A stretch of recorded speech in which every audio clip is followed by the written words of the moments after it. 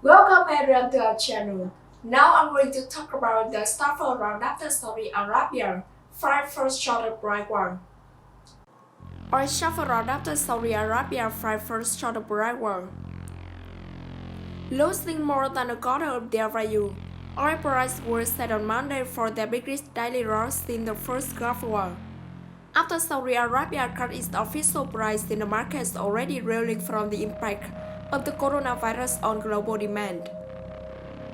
Saudi Arabia slashed the official selling price and missed playing ramp up gross output. Next month, after Russia began making a further step output cut proposed by the Organization of Petroleum Exporting Countries to stabilize oil markets. Brent LCOC1 crude future was down $11.38 or 25% at $33.89 a barrel by 0732 GMT.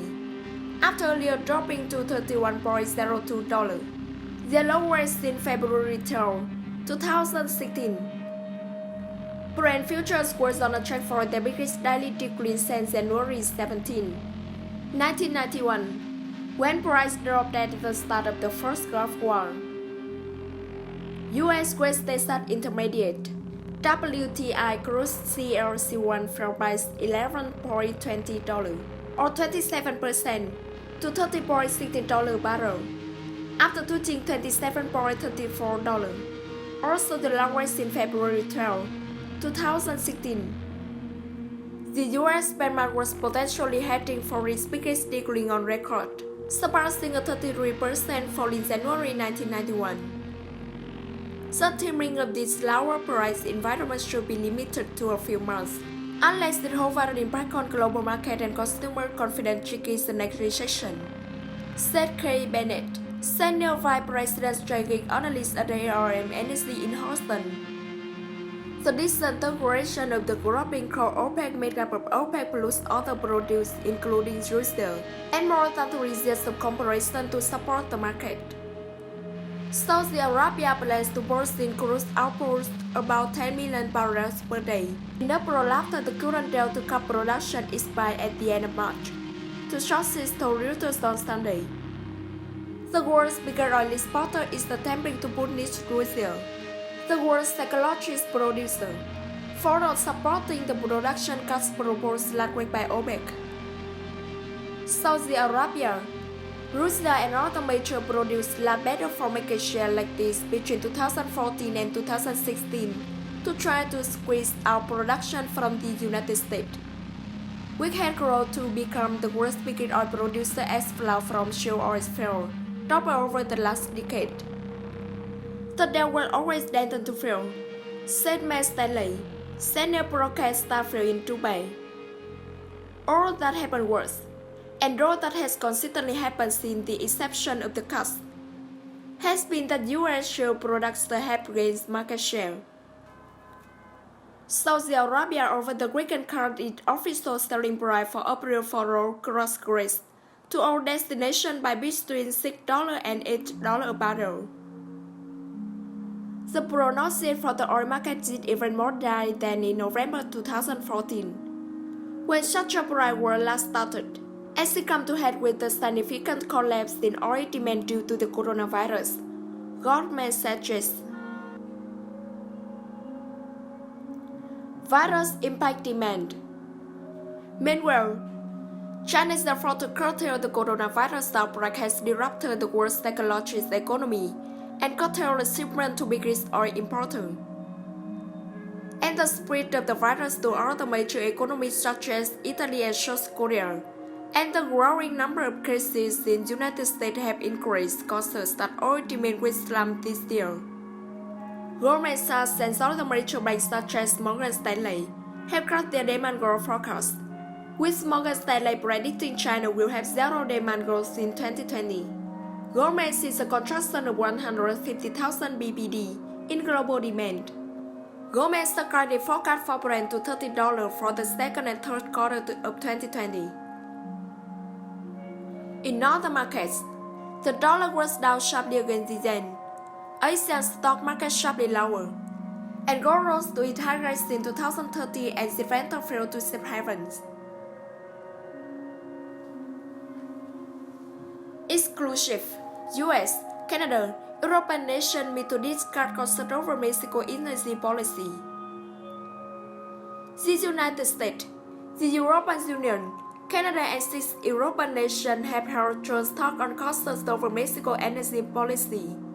Sources told Reuters, as President Andrés Manuel López Obrador pushes for the bigger role for the state in the sector. The unusually broad diplomatic encounters is a major part of the López Obrador break, with the energy policy of the previous government is worrying economies that have traditionally been of Mexico's biggest foreign investor. US, Canadian and European officials privately voiced concerns that Mexico's energy policy is eroding the legal foundation of contracts worth billions of dollars with the previous administration. In what they fear is the grabbing squeeze out of their interests. Mexico government denies it is undermining those deals, but say previous contracts were often damaging to the country, and has sought to renegotiate the term of some.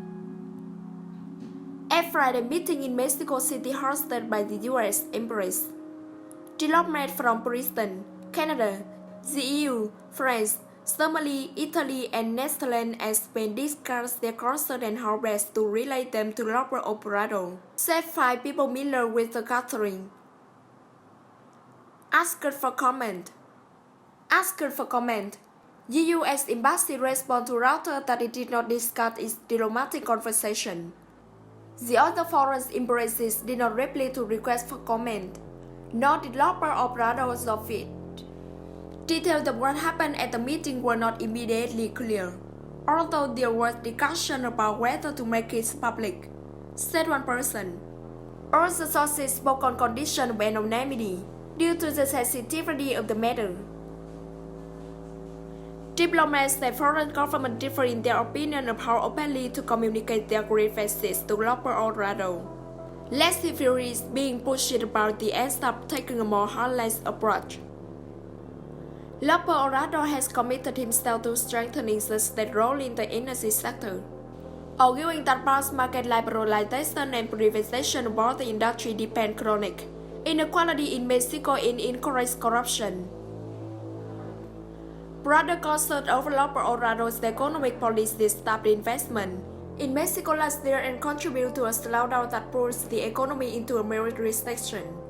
Companies from around the world believe to invest billions of dollars in Mexico under constitutional change to open up the energy market, in particular for oil and gas, made by López Obrador country's predecessor, Enrique Peña Nieto. López Obrador has burst the record liberalization process, saying it has no stellar benefit for Mexico. One particular dispute centers on who has the right to operate a major offshore cruise discovery in a resource trading areas held by state-owned petroleum Mexicanos and the US-led consortium of private investors. Last year, López Obrador government also set some countries by to returning to tariff about $12 billion. In contrast, the grid under Peña Nieto for construction of a string of national gas pipelines, arguing the dream of taxpayers. Also that the boost would eventually resolve. Fresh conflict has surfaced. Government steps to strengthen the state power utility compensation federal de electricidad have reduced incentive for private capital to enter renewable projects, further clouding investor confidence in Mexico. Some of the money tied up in energy investment in Mexico is linked to person funds in Europe and North America. Critics of the government policy worry that diminishing return on those Mexican energy investment may hit personal.